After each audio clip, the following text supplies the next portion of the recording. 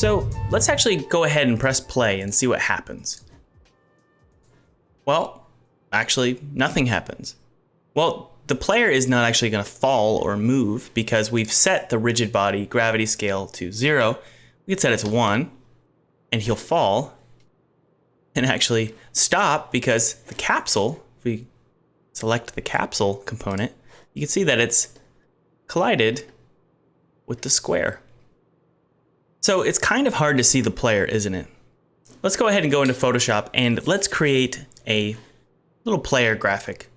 So let's go ahead and click the plus icon here. Let's select the rectangular marquee tool.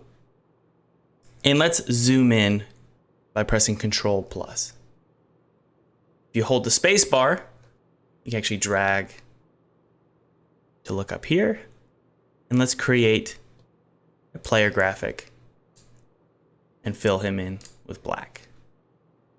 Press Ctrl+D to deselect. And let's name this player. Now, I think the player is actually a little bit big. You can actually scale down his size by going to the Move tool, again pressing V on your keyboard. And you'll see these little handles here. And we can actually scale him down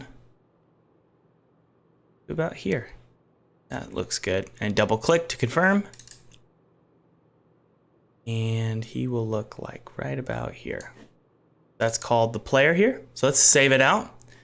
Jump back into Unity, and you'll notice that our player sprite, remember the purple box here is our sprite. We can actually drag him in there like that. So there is our sprite.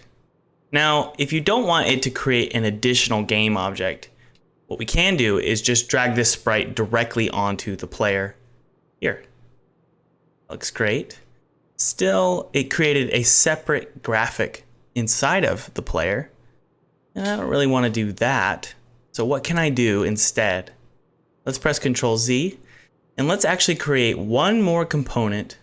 And we're going to type in sprite renderer.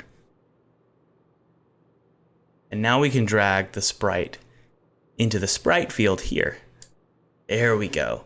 So now we have all of our components to control the player's movement, but we also have a sprite renderer to show a graphic. In this case, just a little square for the player. Now let's double check and make sure our capsule matches the size of this rectangle. So if we click the capsule collider component, you'll see that our capsule is actually a little bit small. So we can actually scale up the Y size and a little bit in the X direction as well. And let's go ahead and hit play here. Remember, our gravity is set currently to 0, and we'll talk about that in a second. But if you set it to 1 in play mode, you'll see he drops down and now he's stopped on the ground.